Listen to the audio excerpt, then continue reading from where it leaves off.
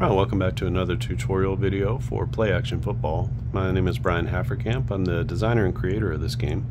It's a new cards and dice tabletop football game from the Clark and Addison Gaming Company.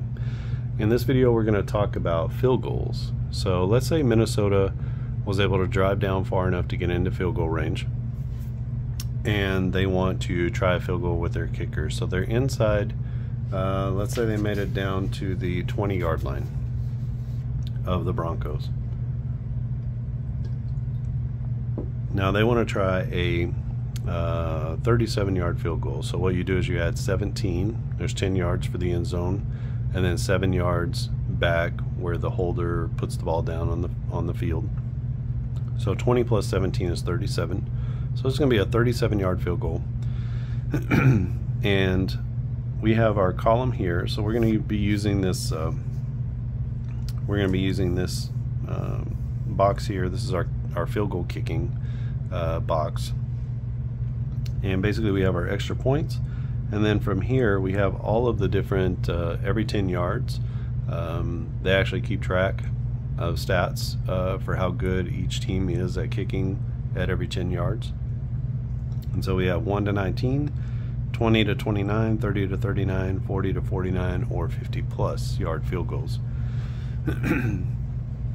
So we're going to use this to help us determine should we kick the field goal, and two, did we make it if we did kick it. I'll also show you an alternative method for field goal kicking as well. So we're kicking a 37-yarder, and you can see here that they're all good. Now you can roll, but it doesn't really matter what you roll. They're all good. So if you get inside from 1 to 39 yards, Greg Joseph was money in 2023. He never missed. So you can just take that 3 points and do the kickoff. You just take the 3 points. You don't have to roll for it, because whatever you roll is going to be good. Now let's say it was a 47-yard field goal. Now we're into this column here, 40 to 49, and you can see there are some misses, including a block. So all of these from 1 to 5 are going to be misses. So he's only 50% from 40 to 49 yards. So let's go ahead and see if he makes the kick or not. So we take 1d10, we roll. You can see that our d10 roll is a 9. A 9 means that he made the field goal. So he's only a 50% field goal kicker from 40 to 49, but that was one of the ones that he made. If he were to roll a 1, then you can see that that result is a block. Now this percentage is a 1 out of 10. That's kind of harsh on a block. Most field goal kickers don't get their kicks blocked 10% of the time. So what I've done is I've included a secondary roll. So if you roll a 1 again, then the kick is blocked. Otherwise, it would just be a miss for a field goal. You know, if you rolled a 9 the second time, it wouldn't be a make. It would just be a miss. Okay, so it's not blocked unless you roll a 1 twice. And what that does is cuts the percentage down from 10% to 1%, which is maybe even still a little bit high for most field goal kickers, but at least 1% of 3 or 4 or 5 chances per game is going to be it's going to get you down there pretty low. They may have the occasional kick blocked, but it's going to be pretty difficult to have that happen. So if you're kicking an extra point, you would use this first column here. You can see that he's a 1 out of 10 miss on an extra point. His extra point percentage, or the team's extra point percentage, was 95. So you would be well within your means to say he's going to have to roll a 1 twice in order to miss an extra point. But I think if you play it out, you're probably going to come out over a season probably pretty close to their extra point percentage if you just play the 1 out of 10. The average of a roll is going to be 5.5, so most of your rolls are going to be between 4 and 7.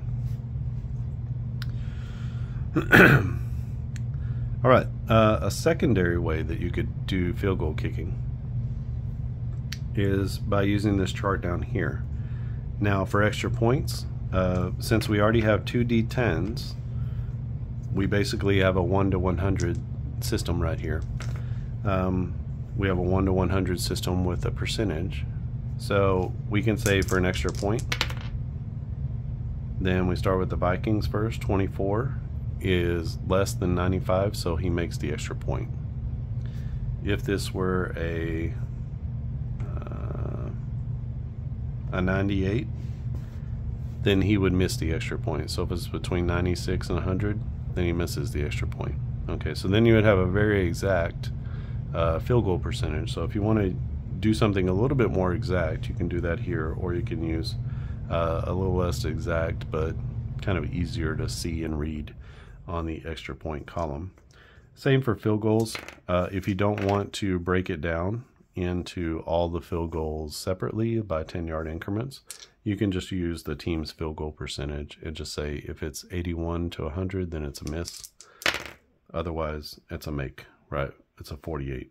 That would be a made field goal. I always use the field goal long. So this is the longest field goal the team kicked that year. And then I use that as a gauge of whether the field goal kicker even gets a chance to. You may want to add 2 yards to it or 5 yards to it or whatever you want to do. But I use that as a pretty hard cap. If they're not at 54 yards or less, I don't let Greg Joseph kick a field goal. So in older seasons like 1985, it's like 47 to 50 is the longest field goals for most teams. When you get into modern day, most teams have kicked a 50-plus yard field goal successfully. So, and if they haven't, they can. So maybe you just want to say anything up to 55 yards or anything up to 60 yards is fair game. So whatever you want to do with field goals, it's got a little bit of wiggle room there for you to make decisions on when to kick a field goal, when not to. Just realize that if you miss the field goal, the other team takes over where you kicked the ball from, not from the line of scrimmage. So it's the line of scrimmage -7. That's where they take over 1st and 10. So it can be a little bit risky to kick long field goals because obviously, you know, he's a 60% kicker from 50 plus, but if he misses, you know, the other team has the ball almost at midfield. So it's a little bit risky, but there are 2 different ways to go about doing field goal kicking.